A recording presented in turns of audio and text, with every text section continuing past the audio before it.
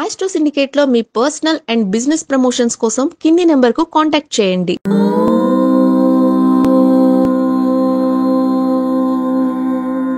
ఓం శ్రీ గురుభ్యో నమః. హరి ఓం.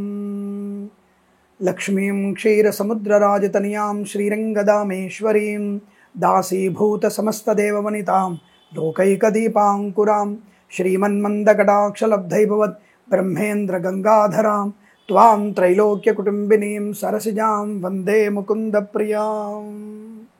అందరికీ నమస్కారం.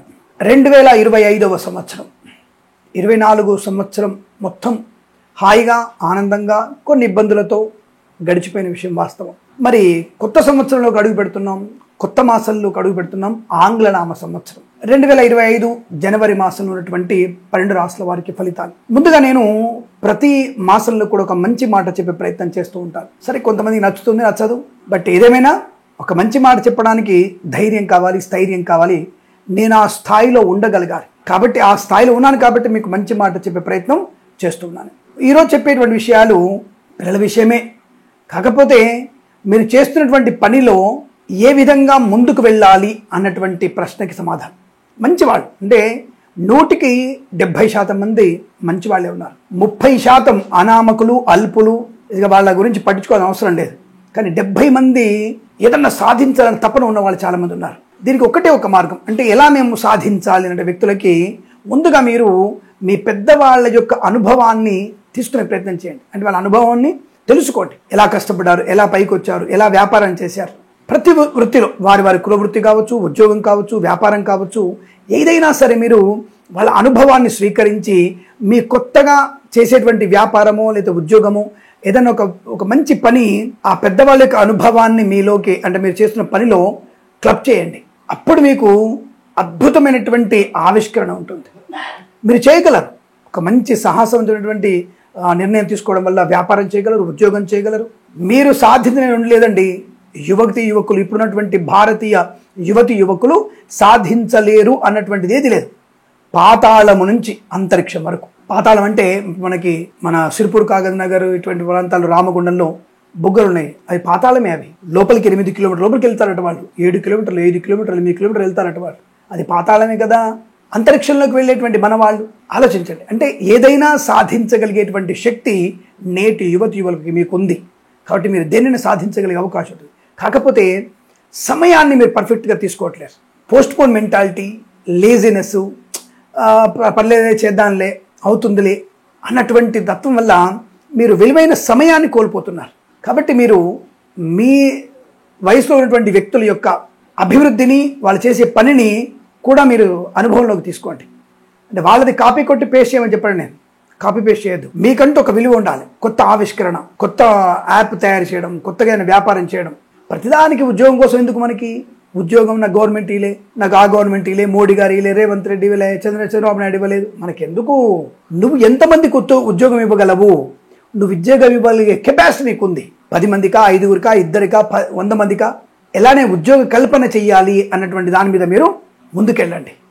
తప్పకుండా మీ వల్ల 1000 మంది, మీ వల్ల 10,000 మంది బ్రతకగలిగేటువంటి అవకాశం ఉంటుంది. కాబట్టి కొత్త ఆవిష్కరణలో చెప్పొచ్చు ఏంటంటే పెద్దవాళ్ళ యొక్క అనుభవాన్ని, వాళ్ళు చేసే పని. ఇప్పుడు రైతు ఉన్నాడు, రైతు ఎలా పంట పండిస్తున్నాడు, 10 ఏళ్ల నుంచి 50 ఏళ్ల నుంచి ఎలా దాన్ని దున్నుతున్నాడు, ఎలా కొత్తగా వచ్చాయి, ఎలాంటి మందులు పిచికారి చేస్తున్నారు, ఎంత ధాన్యం వస్తుంది, ఎంత అమ్ముతున్నాడు, దాని అనుభవం తీసుకోండి. మీరు చేసే వ్యాపారం సాఫ్ట్వేర్ కావచ్చు, కానీ ఆ రైతు యొక్క అనుభవాన్ని తీసుకుంటే ఆ అనుభవంలో ఏదో ఒకటి మీకు అనుకూలత కలిగే అంటే ఆ అనుభవంలో మీకున్నటువంటి ఎక్స్పీరియన్స్ మీ వ్యాపారానికి ఒక ఊతంగా ఉండే అవకాశం ఉంటుంది. కాబట్టి మీరు అట్లా ప్రయత్నం చేస్తే ఖచ్చితమైనటువంటి మీ వ్యాపారం వృద్ధిలో ఉంటుంది, అనుకూలంగా ఉంటుంది. దేశం యొక్క ఉన్నతికి మీరు పాటుపడే అవకాశం ఉంటుంది. ఇక 30 మంది కూడా మిమ్మల్ని చూసి సిగ్గుపడి నేను కూడా బాగుపడాలనే భావనతో మిమ్మల్ని చూసి వారు కూడా మీ వైపు వచ్చి వారు 100% కూడా యువకులు మన దేశంలో ఉన్నతమైనటువంటి ప్రయోజనాన్ని, దేశానికి ఉపయోగపడేటువంటి అవకాశం ఖచ్చితంగా ఉంటుందనే విషయాన్ని తెలియజేసుకుంటూ, అలా ఉండాలని కోరుకుంటూ, ప్రభుత్వం మీద ఆధారపడకండి, మీకు మీరు కొత్తగా వ్యాపారం చేయండి అని మరొకసారి మీకు విజ్ఞాపన చేస్తూ మనం ఇక జనవరి 2025 మాస ఫలితాలను తెలుసుకునే ప్రయత్నం చేద్దాం. 12 రాష్ట్రాల వారికి అనుకూలమైన ఫలితాలు ఉంటాయని కోరుకుంటూ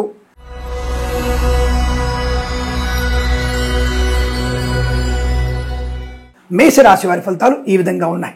1-4 వారాలు వీరికి అత్యుత్తమ శుభయోగాలు. 2-3 వారాలు కాస్త ఇబ్బందికర వాతావరణం, నష్టం. నెగిటివ్ ఫలితాలు కానీ పాజిటివ్ ఉండడానికి ఎక్కువ శ్రమ పడాలి. సామాన్య ఫలితాలు ఉన్నాయి. 1-4 అదృష్ట యోగా అయితే 2-3 ఫలితాలు సామాన్య ఫలితాలు ఉన్నాయి.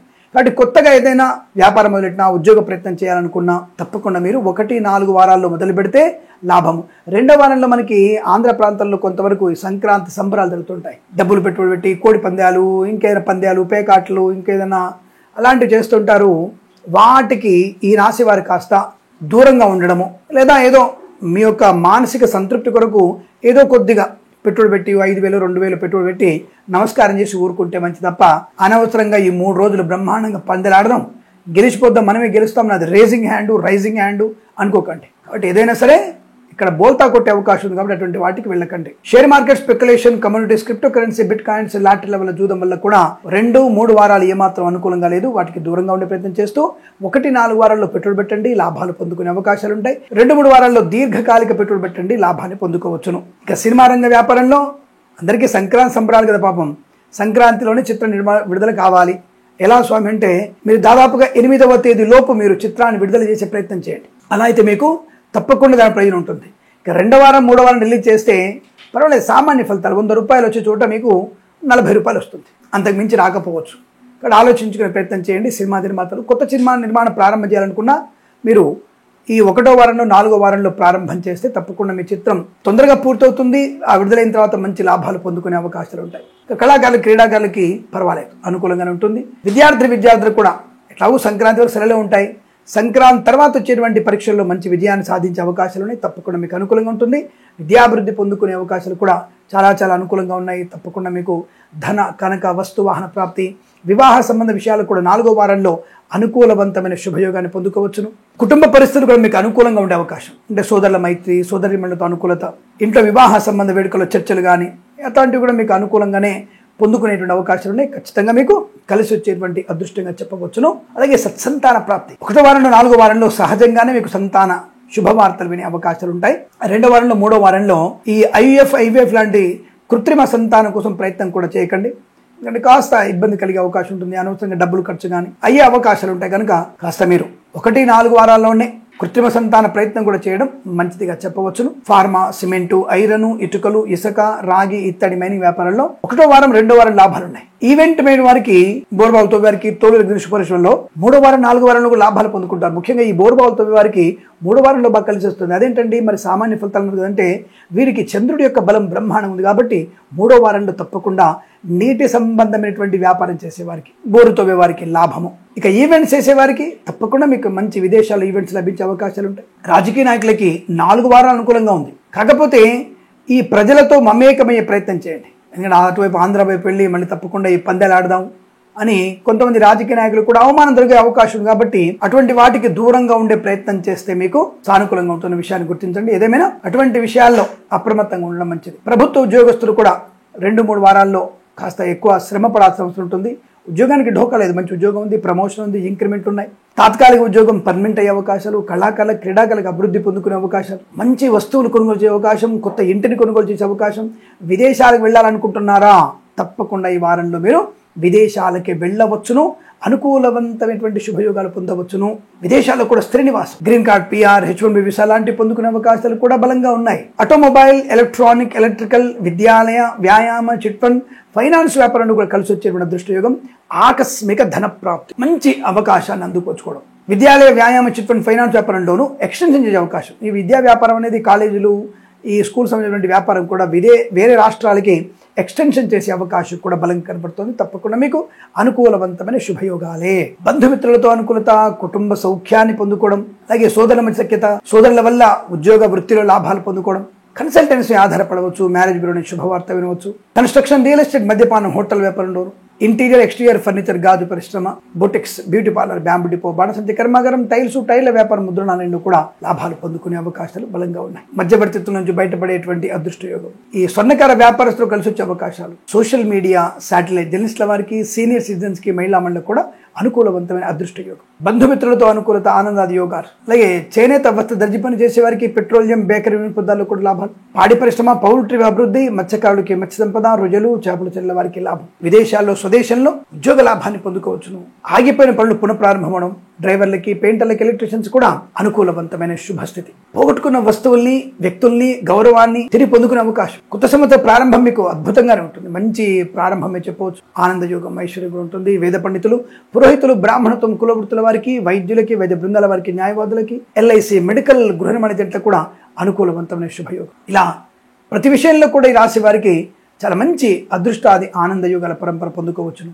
పెద్దల మాట వినడం, కుటుంబంలో సౌఖ్యత పొందుకోవడం, అలాగే అనుకున్న పని సాధించగలిగే అవకాశం.